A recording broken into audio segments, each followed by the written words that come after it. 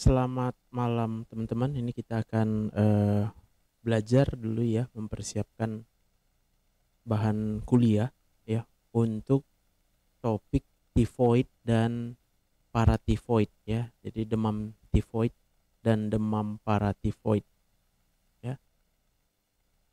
Maka kita perhatikan dulu tifoid dan demam paratifoid ya. Kadangkala digunakan istilahnya secara bergantian ya.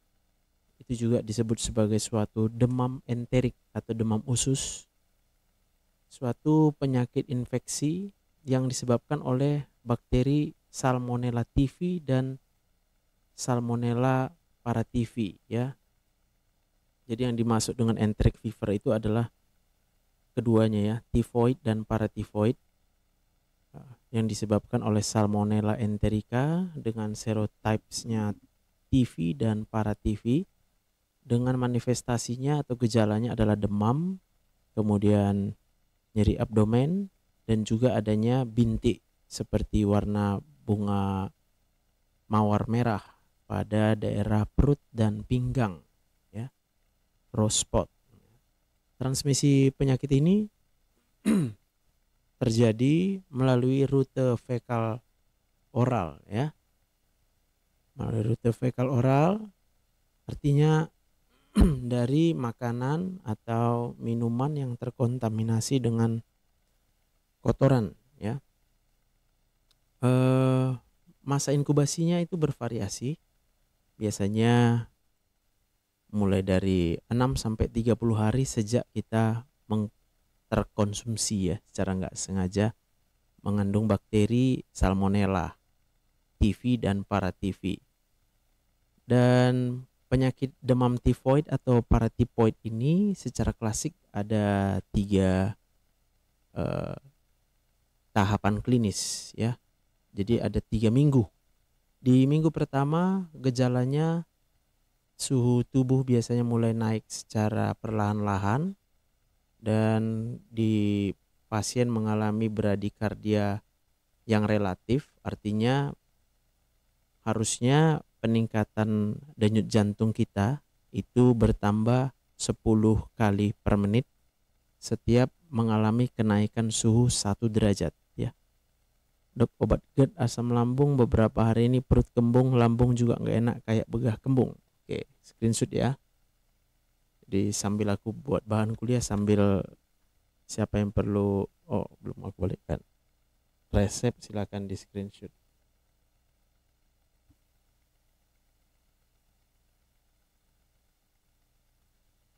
Screenshot aja langsung sekarang. Oke.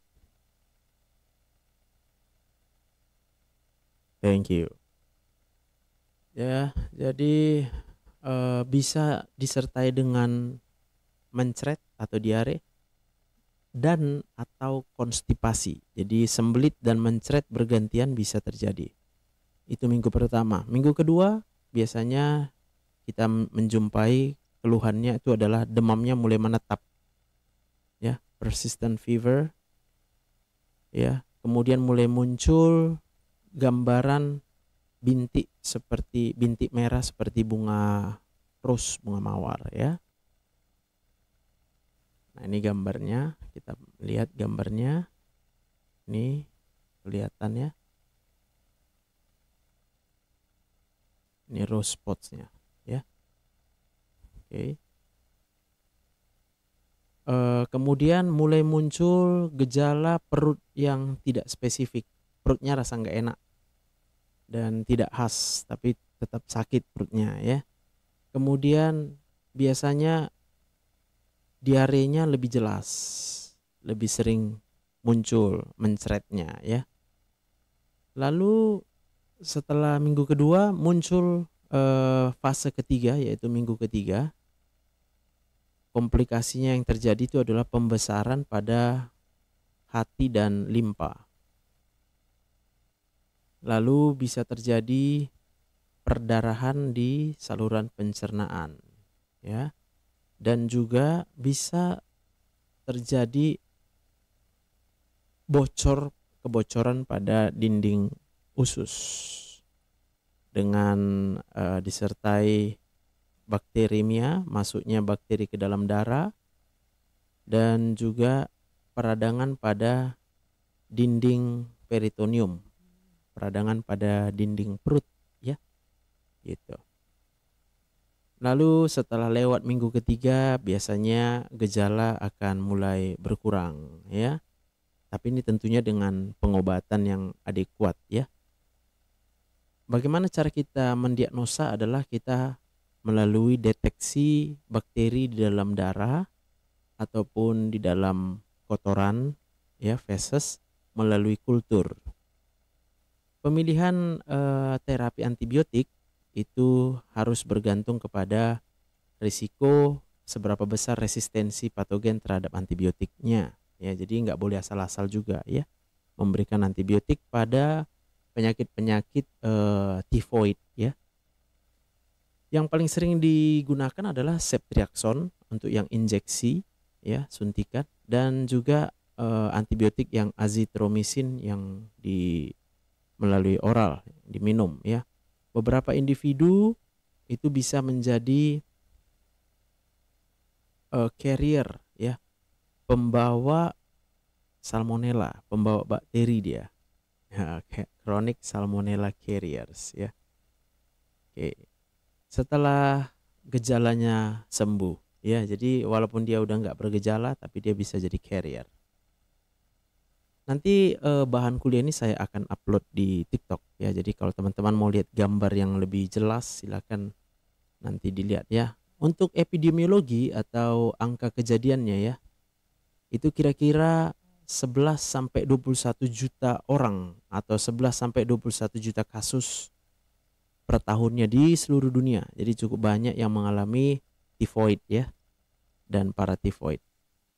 Yang paling sering itu adalah di daerah dengan sumber daya yang rendah, ya, dengan kebersihan yang buruk, ya, di Asia Tenggara maupun di Asia Timur, di Afrika, dan juga di Amerika bagian tengah dan selatan. Dok, saya GERD, gimana cara mengatasi nyeri dada? Saya sering mengalami nyeri dada dan kadang sesak. Jadi kita harus belajar, ya. Kalau mau belajar, kalau bisa supaya bisa sembuh dari GERD itu belajar, ya. Kalau mau diajari boleh berobat sama saya, ya, biar bisa tahu apa yang mau dipelajari, ya. Silakan. Di Amerika kira-kira 400 kasus typhoid fever yang dipastikan melalui kultur, ya, dan 100 kasus paratifoid itu dilaporkan setiap tahun.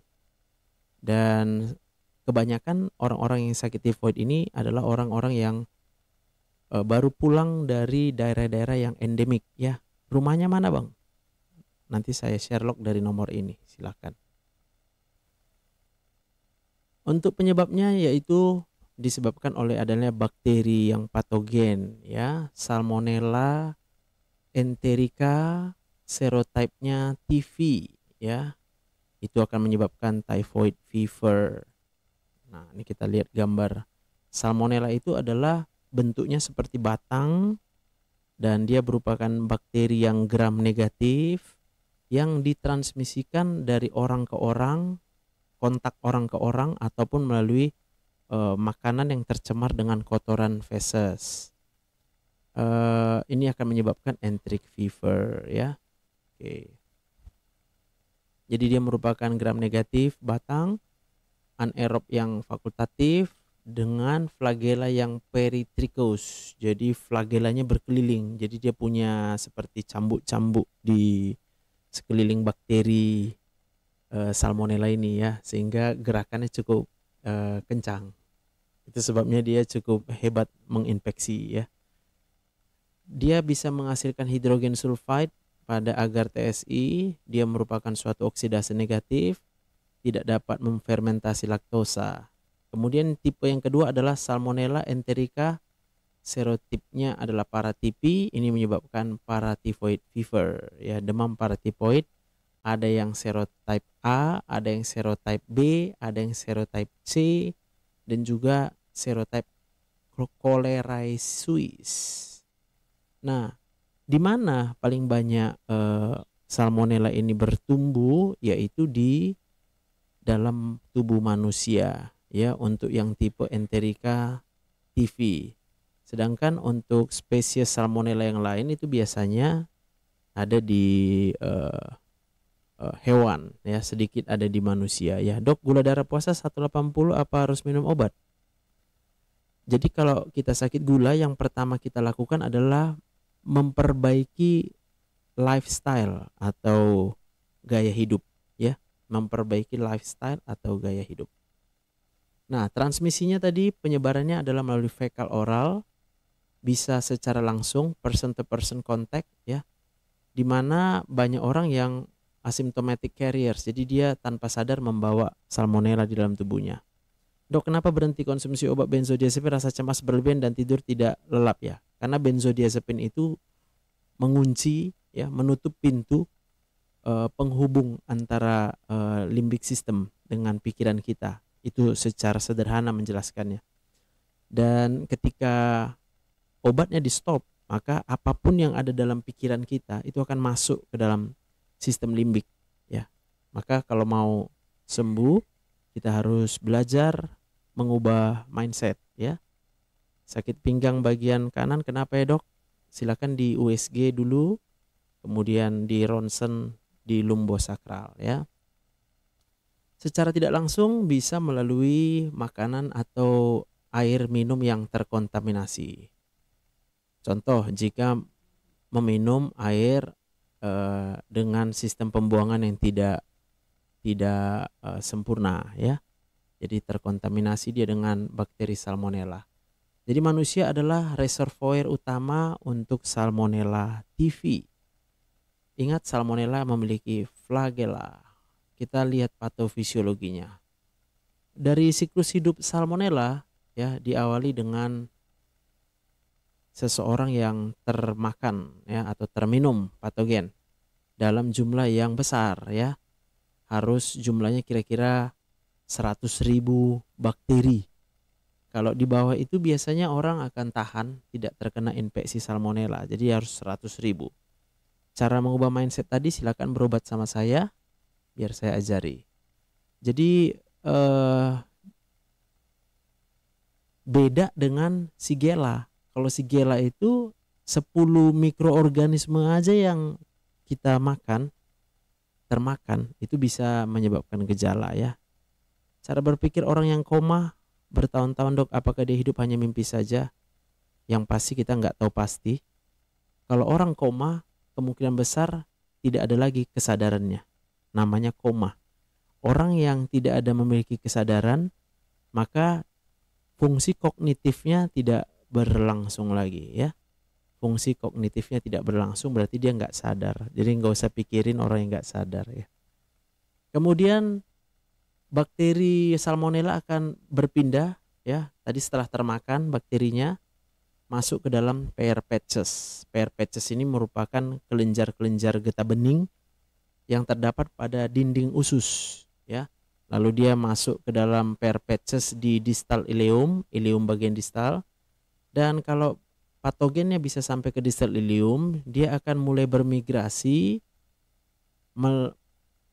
dengan adanya M cells, ya. Jadi M cells ini adalah tipe sel epitel khusus yang merupakan jaringan limfoid pada usus, ya, merupakan bagian dari sistem imun, ya. Dengan melalui proses endositosis, gunanya sebenarnya adalah untuk membawa bakteri ini sebagai antigen presenting cell. Nah, ini pentingnya kita paham bahwa daya tahan tubuh kita itu menentukan seseorang akan kena penyakit atau enggak, ya. Jadi di dalam tubuh manusia itu sudah diciptakan Tuhan sedemikian rupa sistem imun, sistem pertahanan tubuh, sehingga tubuh kita ini sebenarnya bisa mengatasi infeksi, segala infeksi. Mau infeksi bakteri bisa diatasi, infeksi virus bisa diatasi, jamur, dan dalam hal ini salmonella. Makanya kita tidak dianjurkan mengkonsumsi obat penurun asam lambung bertahun-tahun. Kenapa? Dia akan mengurangi jumlah dari konsentrasi asam lambung, sehingga apa? Asam lambung sendiri itu berguna untuk membunuh salmonella-salmonella yang tanpa sadar kita konsumsi ya. Sedangkan kalau kita udah minum penurun asam lambung, otomatis tubuh kita jadi kekurangan imunitasnya karena asam lambungnya diturunkan terlalu banyak ya. Lalu kemudian akan masuk ke dalam epitel, sampailah dia di pair patches, tembuslah epitel atau dinding dari usus kita. Dok, kadang ngerasa sesak napas, kenapa ya?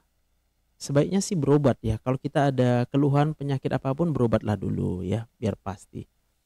Kemudian makrofagnya mulai terinfeksi ya. Jadi makrofag itu adalah bagian dari sel darah putih ya. Dan di sini mulai muncul gejala-gejala yang tidak spesifik ya. Dari dalam makrofag tadi dia akan dibawa ke dalam darah ya. Lalu kemudian menyebabkan terjadinya septikemia atau menumpuknya bakteri di dalam darah sehingga menimbulkan penyakit yang sistemik. Lalu setelah udah keliling-keliling dia di dalam darah kita, nanti sebagian akan masuk lagi balik ke dalam saluran cerna untuk kemudian mengalami ekskresi atau dibuang melalui feses ya. Oke. Nah, ada faktor virulensi yang mempengaruhi ya. Dok, saya anxiety, perut sebelah kiri sakit. Kenapa ya, Dok? Karena anxiety-nya ya. Jadi orang anxiety tanpa sadar dia akan mengalami peningkatan hormon stres. Hormon stres itu akan mengganggu sistem cerna, yaitu dalam hal peningkatan konsentrasi asam lambung yang berlebihan. Lalu kemudian aliran darah ke seluruh tubuh kita akan kurang sehingga cenderung mengalami kekurangan oksigen di organ-organ tubuh. Sel-selnya mengalami kekurangan oksigen sehingga kemudian muncullah yang namanya sensasi, 1001 sensasi ya.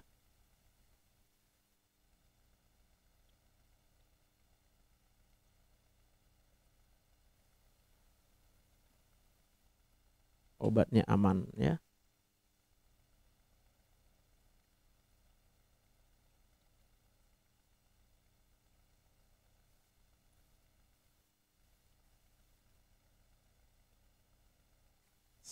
Ya, apa obatnya? Obat apa? Obat asam lambung, lansoprazol, sukralfat ya. Tapi kalau mau sembuh berobat sama dokter Joseph. Ya, jadi ada faktor virulensi, yaitu faktor yang menentukan keganasan dari apa namanya itu bakteri ini ya. Yang pertama, bakteri salmonella ini punya dinding sel yang mengandung endotoksin ya. Jadi endotoksin ini merupakan suatu racun sebenarnya, racun ya. Obat anxiety kalau mau obat berobatnya ke dokter psikiater ya.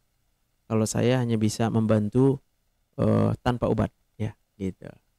Itu merupakan lipopolisakarida ya, yang ditemukan pada membran sel sebelah luar pada beberapa jenis bakteri gram negatif.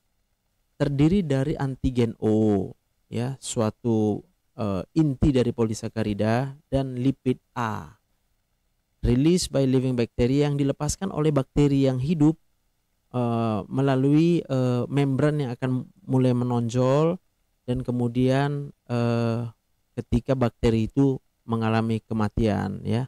Dan ketika endotoksinnya lepas ke dalam darah, itu akan menyebabkan tubuh manusia menghasilkan interleukin 1, interleukin 6, dan tumor nekrosis faktor E alfa yang akan menyebabkan munculnya demam dan kemudian bisa menyebabkan hipotensi atau penurunan tensi yang bisa sampai mengakibatkan septic shock ya. Juga dapat memicu terjadinya kaskade pembekuan darah sehingga menyebabkan terjadinya DIC, disseminated intravascular coagulation, atau penggumpalan darah, pembekuan darah yang menyebar di seluruh pembuluh darah. Shalom Kak Purnamasita, selamat malam semuanya ya. Sambil mendengarkan ya, sambil mendengarkan, ini saya sedang membuat rekaman untuk bahan kuliah mahasiswa ya. Jadi ini gambar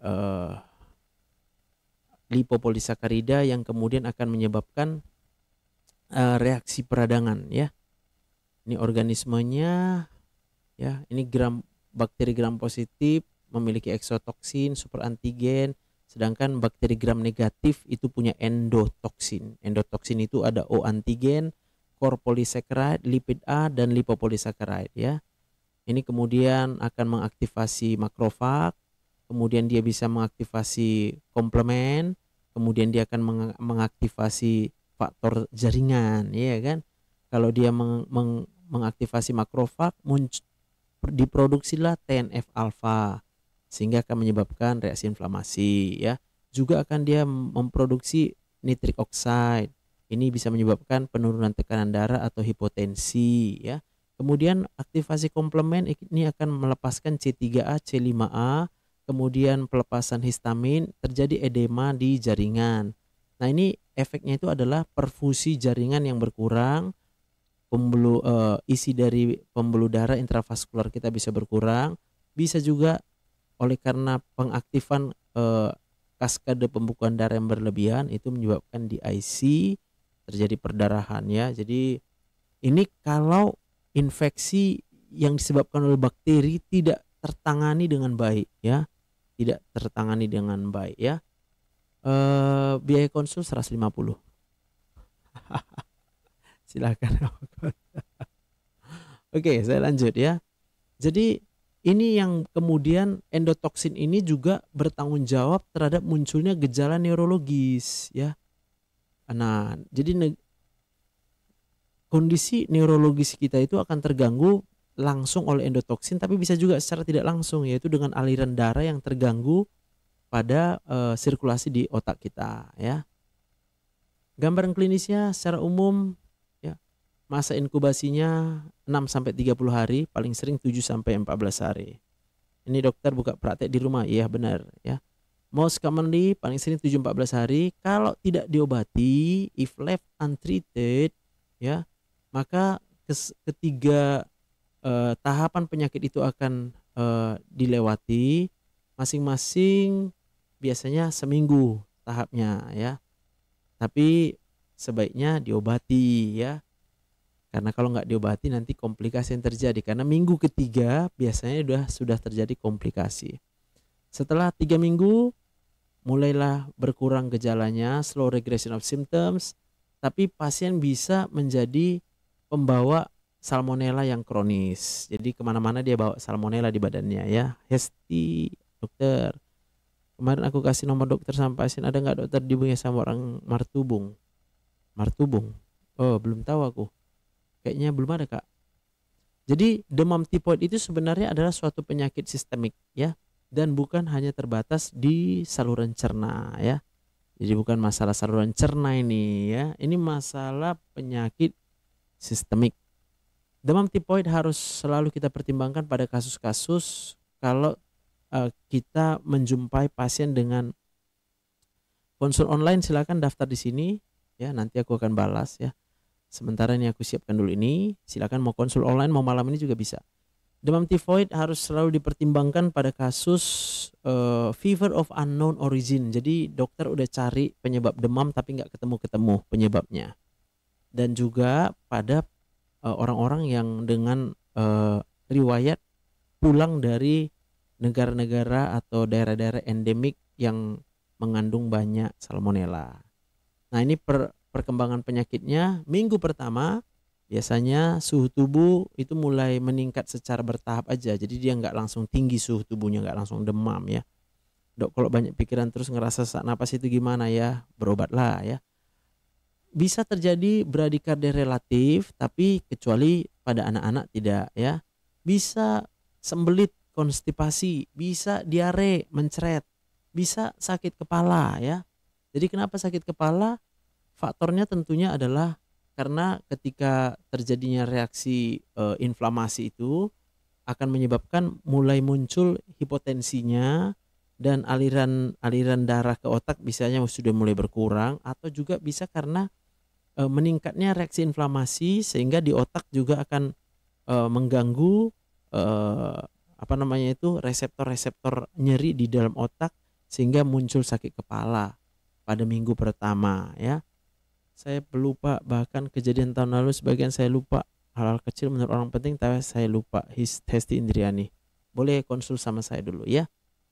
Minggu kedua mulai demamnya itu menetap ya, naik terus, tapi tidak ada menggigil ya. Jadi ciri khas demam tifoid ini tidak menggigil, dan kabar kurang baiknya adalah dia kurang respon dengan minum obat demam ya. Alamat ada di dalam WA ini, silakan WA saya kalau mau ya. Aman. Oke. Kemudian muncullah di minggu kedua. Jadi kalau udah mulai muncul ada bintik kemerahan tadi ya di daerah dada dan di daerah perut ya, itu berarti sudah masuk dalam fase minggu kedua pada demam tifoid ya. Kemudian bisa kita jumpai lidah tifoid, typhoid tongue ya. Jadi lidahnya menjadi kotor dia.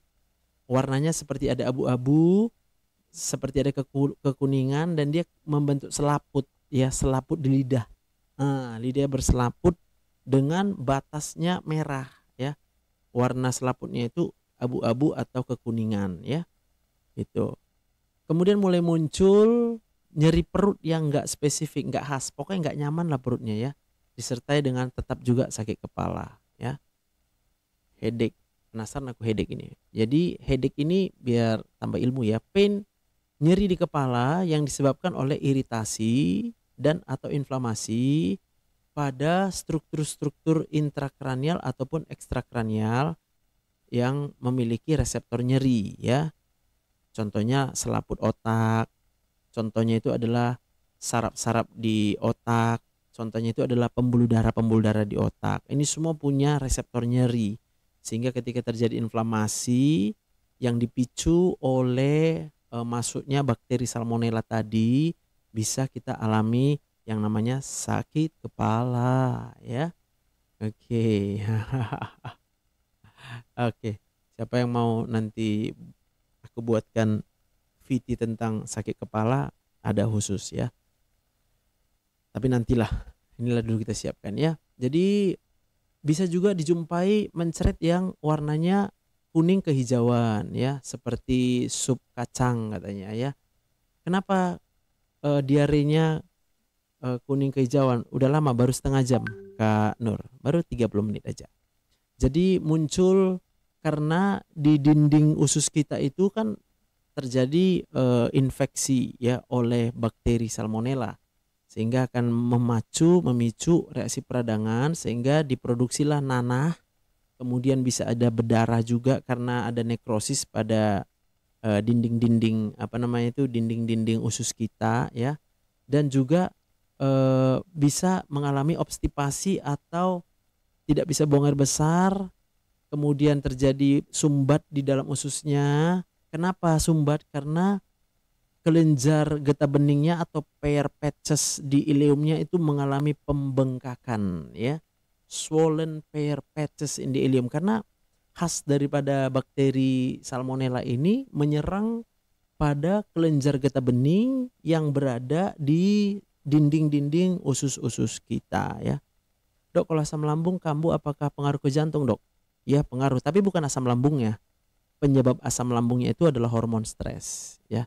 Kemudian bisa muncul gejala-gejala neurologis, delirium sampai koma ya. Oke.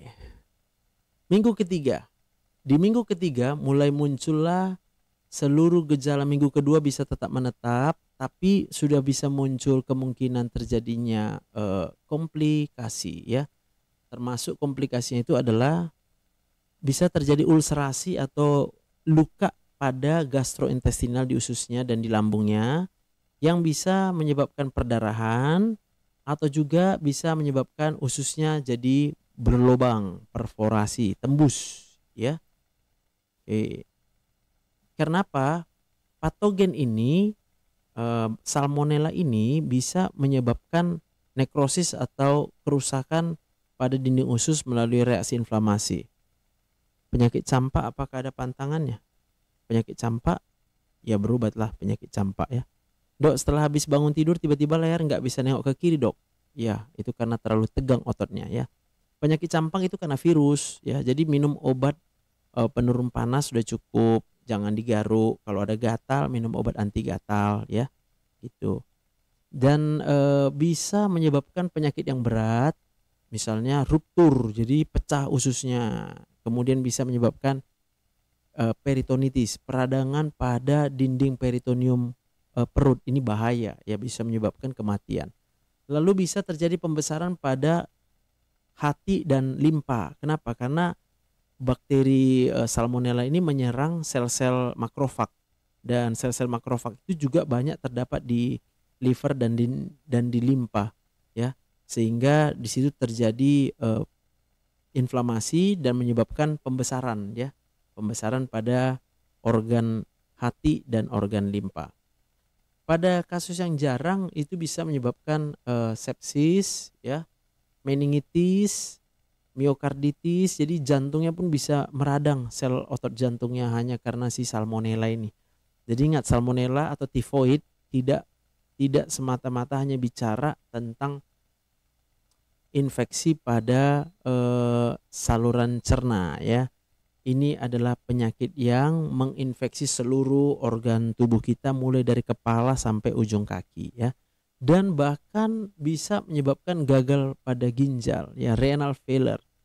Kenapa renal failure? Ya tentunya kita harus kembali lagi mendalami bahwa ginjal itu memerlukan aliran darah. Semua organ-organ tubuh kita memerlukan aliran darah, memerlukan oksigen, dan tidak boleh dia terkena pada zat-zat yang sifatnya bisa merusak. Nah, bakteri salmonella ini bisa memicu reaksi inflamasi yang cukup berat, reaksi peradangan, sehingga dia bisa merusak seluruh organ-organ tubuh kita. Bagaimana mendiagnosanya? Mendiagnosanya oke, yaitu melalui pemeriksaan laboratorium. Biasa kita minta periksa darah lah ya. Bisa kita jumpai HB-nya berkurang, bisa leukopenia atau leukositnya berkurang, atau juga bisa leukosit meningkat, leukositosis. Tapi yang khasnya itu adalah eosinopenia. Jadi eosinofilnya menurun persentasenya. Kemudian bisa dengan limfositosis yang relatif. Kemudian kalau pada pemeriksaan fungsi hati, SGOT, SGPT-nya bisa meningkat ya. Artinya terjadi peradangan pada sel-sel hepatosit atau sel-sel hatinya. Untuk memastikannya adalah dengan pemeriksaan mikrobiologi, yaitu dengan kultur darah. Ini yang paling penting, dan dia kultur darah ini bisa positif sejak dari 1 minggu gejala penyakit mulai muncul. Jadi kalau udah minggu pertama kita udah jumpai gejala-gejala demam yang naik perlahan-lahan gitu ya, mulai perutnya nggak enak, nah itu bisa kita periksa kultur darah. Biasanya kita bisa menemukan dijumpai bakteri salmonella ya. Kemudian melalui kultur feces ya, stool cultures ya, kultur feces. Nah, ini sensitivitasnya kurang ya. Lebih sensitif, lebih bagus kalau yang kita kultur itu yang diambil darahnya diambil lalu ditanam ya, dibiakkan supaya kita bisa menumbuhkan bakteri. Nah, nanti kalau udah tumbuh bakterinya, diidentifikasi lalu akan dites ya, antibiotik apa yang cocok untuk bakteri. Jadi pengobatan infeksi-infeksi ini kita harus paham, nggak sembarangan minum antibiotik. Sebaiknya kita mengobati infeksi yang disebabkan oleh bakteri itu berdasarkan hasil kultur ya, hasil bakteri apa yang kita temui dalam pertumbuhannya setelah dikultur. Biasanya kita perlu waktu kultur itu, kultur darah 5 hari ya, 5 hari paling lambat lah ya, bisanya 4-5 hari kalau bisa. Jadi udah ketemu nanti apa antibiotik yang cocok baru kita berikan ya. Sedangkan untuk kultur pada feses biasanya dia bisa positif kalau sudah 2 minggu demam. Jadi ingat ya, kalau dari 1 minggu demam pun udah boleh kita kultur darah, kita cari kumannya apa ya. Lalu bisa juga kultur dari sumsum tulang, tapi ya ini yang paling bagus, tapi jarang dilakukan karena tindakannya terlalu invasif ya. Oke, selamat malam menyapa semua yang hadir di live ini. Sambil kita santai-santai, ini saya mempersiapkan karena besok ada ngajar kuliah dengan mahasiswa. Jadi saya selalu membuatkan dulu rekaman videonya supaya semua pada bisa belajar dulu. Mana akun barunya dok biar dipromosikan? Iya. Oke, yang belum follow akunku yang baru ini sebagai akun cadangan, silakan di follow ya, biar aku naikkan ya.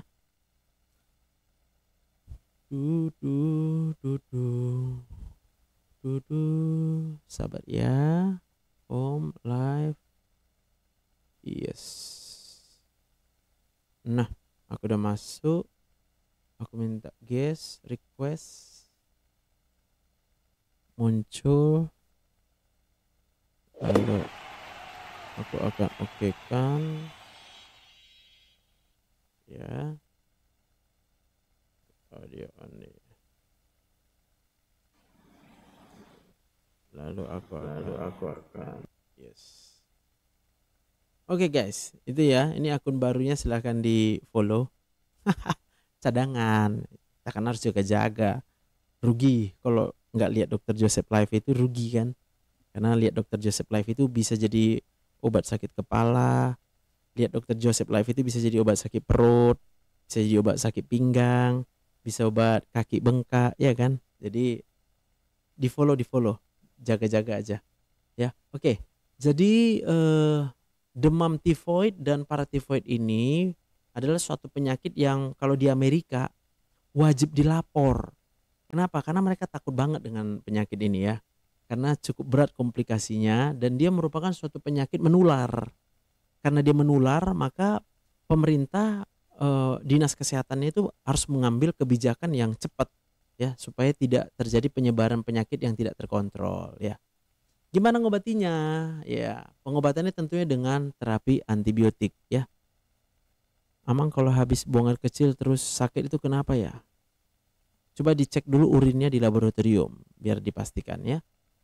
Kita boleh memulai pengobatan antibiotik secara empirik ya, berdasarkan beratnya penyakit. Ya, artinya kalau memang kita anggap penyakitnya berat, kita kasih antibiotik, boleh kita pilih antibiotik yang spektrumnya lebih luas, lebih kuat ya.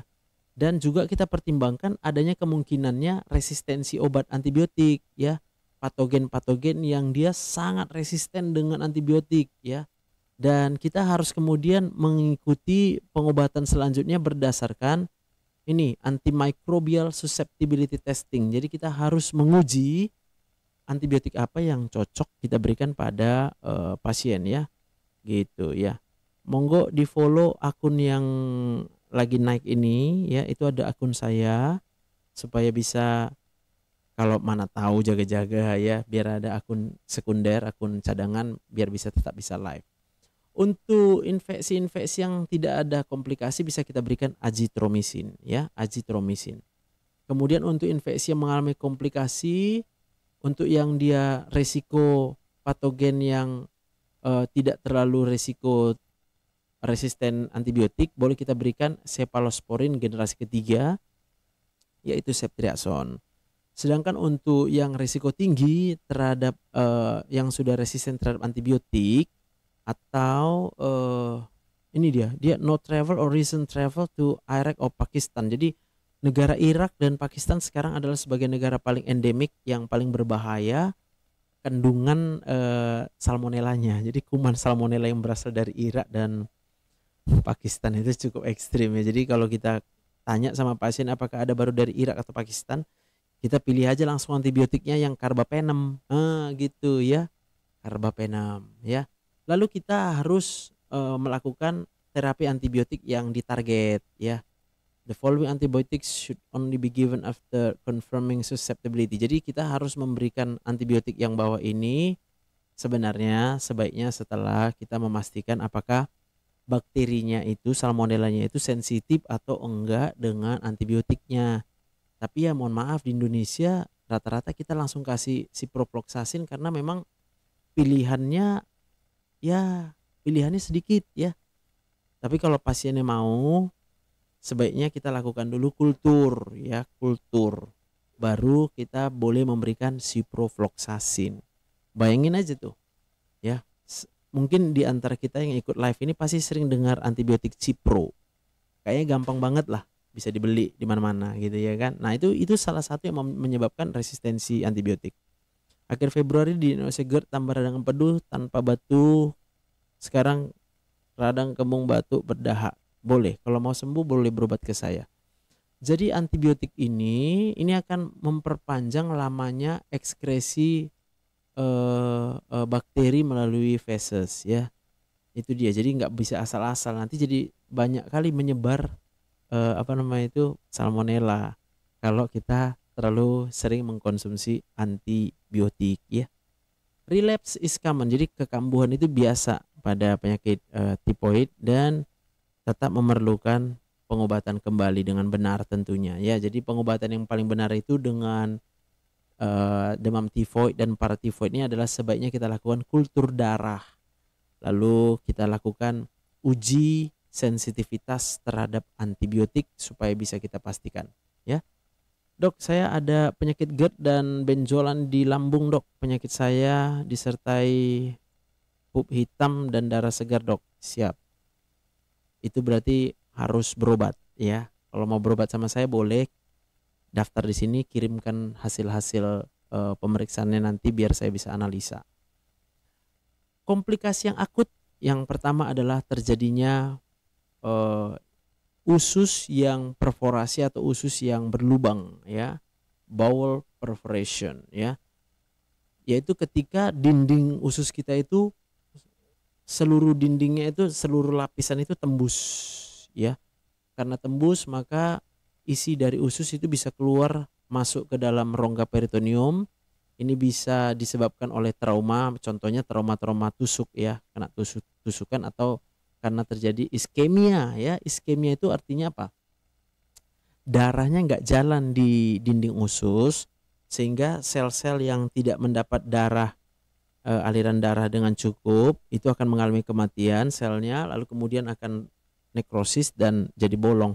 Paling sering kalau terjadi obstruksi atau sumbatan di usus ya. Kemudian bisa terjadi perdarahan saluran cerna ya, GI hemorrhage ya.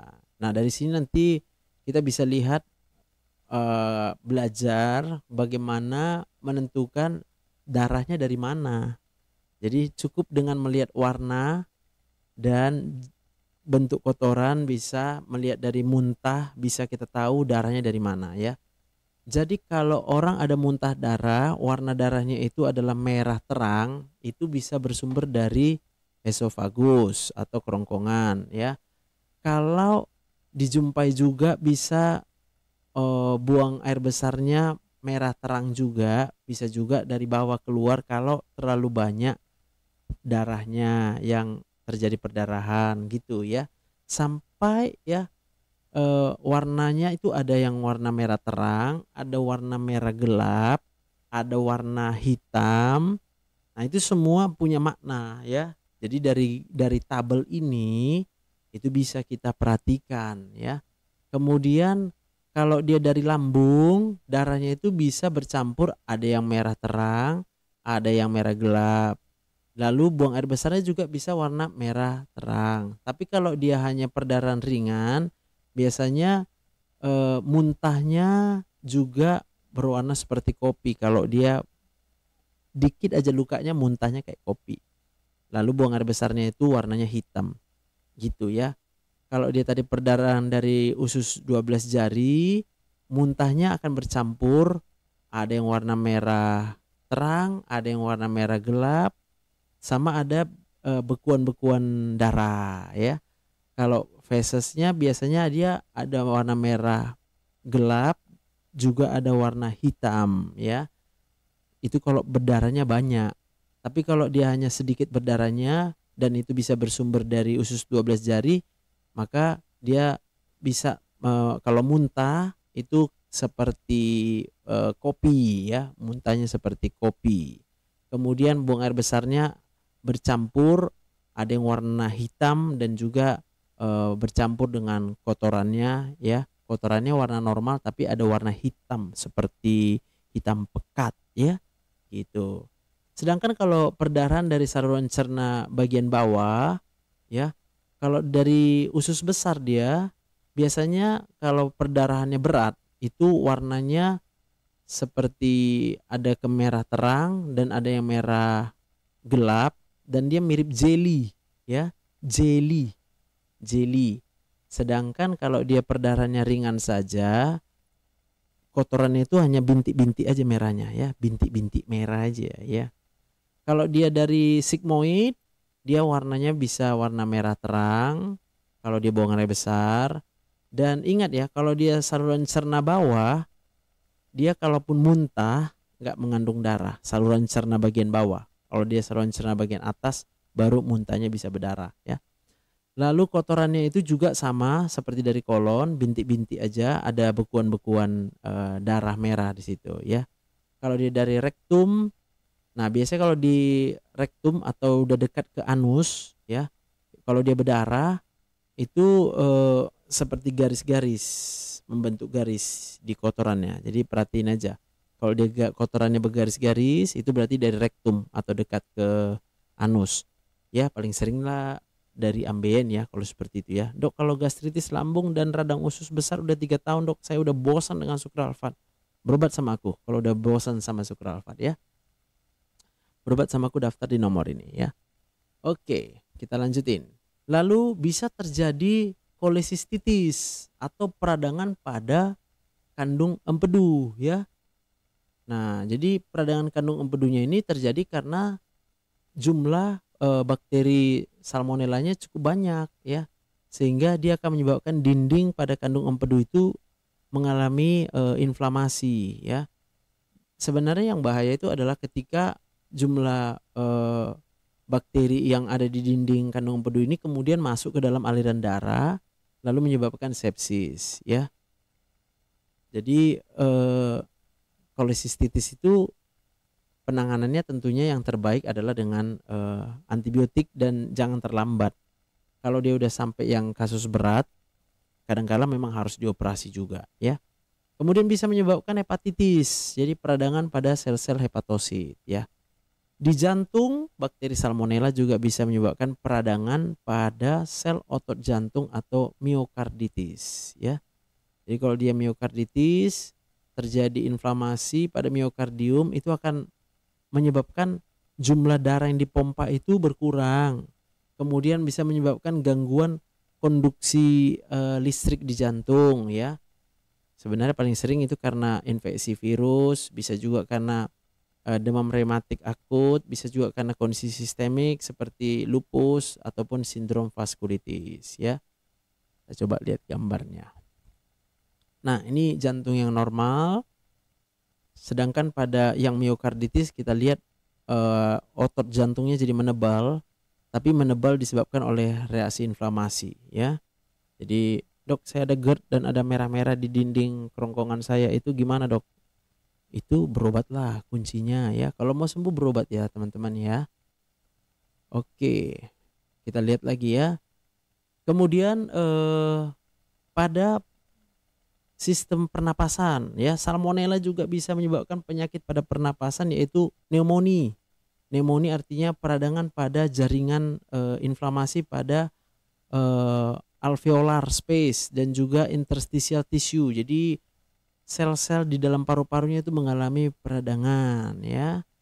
Ya, jadi coba kita lihat ini apa yang mau dia kasih tahu nih dari sini. Oke, ini adalah cara menghitung tingkat keparahan dari apa namanya itu suatu pneumonia ya. Kita cobalah apa sekali-sekali ya. Nah, kalau bagaimana men-treat CAP atau community acquired pneumonia ya, atau pneumonia yang disebabkan oleh infeksi bakteri-bakteri yang terdapat di luar rumah sakit ya. Hitung dulu PSI-nya atau KERP 65 untuk menentukan apakah pasien perlu di opname atau enggak ya, dan seterusnya ya. Oke, nanti bisa dilihat ini ya. Ini sebenarnya panduan ya, cukup memudahkan sebenarnya bagi dokter karena udah ada panduannya bagaimana mengobati pasien dengan pneumonia gitu ya. Kemudian bisa juga menyebabkan bronkitis ya. Apa itu bronkitis? Yaitu infeksi pada saluran pernapasan yang bagian bawah, bronkitis. Selamat malam Pak Joni. Saya udah berobat tapi merah-merah tebal yang di tenggorokan belum hilang. Saya makan obat GERD. Monggo kalau mau berobat sama saya kalau mau sembuh ya. Lower respiratory tract infection that causes inflammation of the bronchi. Ini paling sering disebabkan oleh infeksi virus. Ingat, infeksi virus yang menyebabkan akut bronkitis ya. Biasanya kalau dia infeksi virus, semua infeksi virus semua sebenarnya bisa self limiting ya. Jadi tubuh itu sendiri sudah punya sistem imun untuk bisa membatasi infeksi yang disebabkan oleh virus ya. Typically manifest with a self limited cough. Biasanya kita akan mengalami batuk dan ya sembuh sendirilah gitu ya. Kalau dia virus, kita nggak perlu pakai minum obat antivirus segala kalau dia bronkitis karena virus ya. Tapi kalau memang pasien ini mengalami suatu demam tifoid yang sudah tegak diagnosanya, maka mau mengobati batuknya tentunya adalah dengan pemberian antibiotik yang tepat sehingga salmonella bisa teratasi ya. Oke. Sembuh tanpa obat ya. Jadi nggak perlu obat dok katanya. Perlu obat untuk mengurangi gejala. Jadi nggak perlu obat dok. Apakah selama ini belum minum obat? Itu pertanyaannya memang. Kalau selama ini kita belum pernah minum obat, tentunya kita kasih obat lah ya. Tapi kalau udah minum obat selama ini nggak sembuh-sembuh, berarti kita harus daftar dulu obat-obat apa aja yang udah dikonsumsi. Baru nanti dokter Joseph lihat dulu daftar obat. Rupanya udah semua jenis obat dikonsumsi. Lalu masa dikasih obat lagi supaya jadi sembuh? Ya nggak bisa. Obatnya itu hanya kalau perlu, seperlunya aja untuk bisa menekan gejala. Lalu kemudian kita akan mengajarkan bagaimana supaya bisa sembuh. Makanya harus berobat ya. Follow akunku yang ini guys, yang bawah ini sebagai akun cadangan biar bisa live juga. Mana tahu akun utamanya ada apa-apa ya kan. Kita kan nggak mau yang terburuk. Lalu bakteri salmonella tadi juga bisa berakibat pada sistem saraf pusat, yaitu terjadinya ensefalopati, yaitu reaksi kerusakan pada sel-sel otak ya yang disebabkan oleh inflamasi, peradangan maupun zat-zat toksin yang dilepaskan oleh bakteri salmonella. Bisa juga delirium pasiennya ya. Apa itu delirium? Kesadarannya berkabut ya. An acute complex organic brain syndrome. Jadi suatu gejala yang muncul dari otak, sifatnya muncul tiba-tiba, cukup kompleks ya. Yaitu dengan terjadinya perubahan kesadaran ya. Bingung, pasiennya bingung, kemudian mulai bisa nggak sadar, kemudian nggak bisa berpikir dia ya, gangguan fungsi kognitifnya ya. Iya. Ayo tap layar, ayo tap layar yuk ya. Kemudian bisa juga muncul gejala-gejala psikomotornya ya, hypoactivity, hyperactivity, bisa dia diam aja, bisa juga jadi hiperaktif ya. Kemudian bisa gangguan tidur, sleep wake rhythm ya. Kemudian tidak berhubungan dengan defisit vokal tentunya, karena ini merupakan suatu keadaan yang sistemik ya. Apa saya bertanya iya oke. Lalu bisa juga menyebabkan meningitis ya atau peradangan pada selaput otak ya. Kita lihat orang-orang yang sudah diobati tapi tidak adekuat bisa menjadi orang yang menyebabkan sebagai orang yang membawa salmonella secara kronik. Jadi kemana-mana dia bawa salmonella. Kalau obat hipertensi amlodipin itu bisa di stop dok. Gimana caranya dok? Gimana caranya? Berobat dulu biar tahu boleh berhenti atau enggak ya. Obat hipertensi jangan stop sendiri. Kalau kita stop sendiri nanti kita nggak tahu caranya. Iya, jadi wajib berobat supaya bisa kita tahu apakah bisa di stop atau enggak obatnya ya. Chronic salmonella carriage yaitu suatu ditemukan pada orang-orang yang kalau di kultur fesesnya, kotorannya itu dalam 1 tahun, setelah 1 tahun setelah tidak ada lagi gejala tipoidnya ternyata positif. Nah jadi pasiennya ditanya nih, setahun ada nggak gejala tipoidnya? Nggak ada dok. Kita cek kotorannya, ternyata positif ada salmonella, berarti dia membawa salmonella kemana-mana selama ini ya. Insidensinya 2-5% pasien akan menjadi pembawa kronik Salmonella typhi, dan ini akan tinggal atau berkolonisasi di dalam kandung empedu. Colonizes the gallbladder. Ya dok, saya gastritis akut sudah 5 bulan belum sembuh, sekarang jadi sembelit, solusinya gimana dok? Berobat sama saya, Kak Elia Batuah, kalau mau berobat sama saya kalau mau sembuh ya.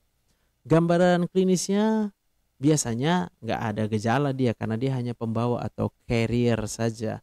Bisa diobati? Bisa, tapi diobati dengan fluoroquinolone, yaitu ciprofloxacin, yang diberikan paling sedikit 1 bulan kalau hasil dari tes uji sensitivitas antibiotiknya cocok ya. Jadi harus dikultur dulu.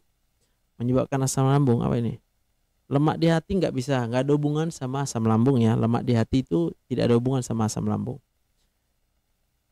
Komplikasinya itu tentunya bisa menyebabkan ya ini menurut jurnal ya, bahwa orang dengan chronic carrier chronic carrier salmonella ini bisa meningkatkan risiko kanker pada gallbladder. Tapi bagi saya, dan saya yakin ya, bahwa Tuhan itu sudah menciptakan sistem imunitas yang baik, yang sempurna.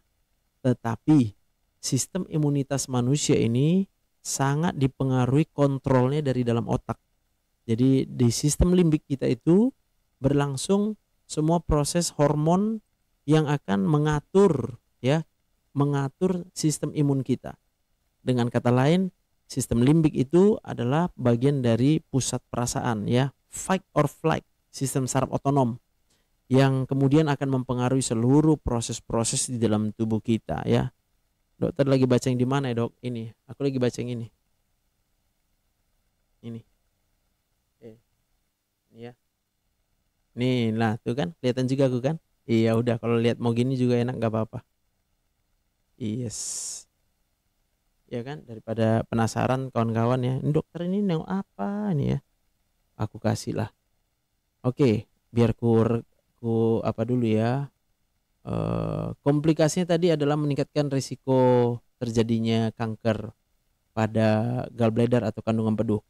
Tapi jangan takut dulu, jangan takut, Tuhan sudah ciptakan sistem imun sehingga sel-sel kanker sedemikian rupa sudah bisa dideteksi oleh sistem imun manusia ya. Kita stop dulu recordnya biar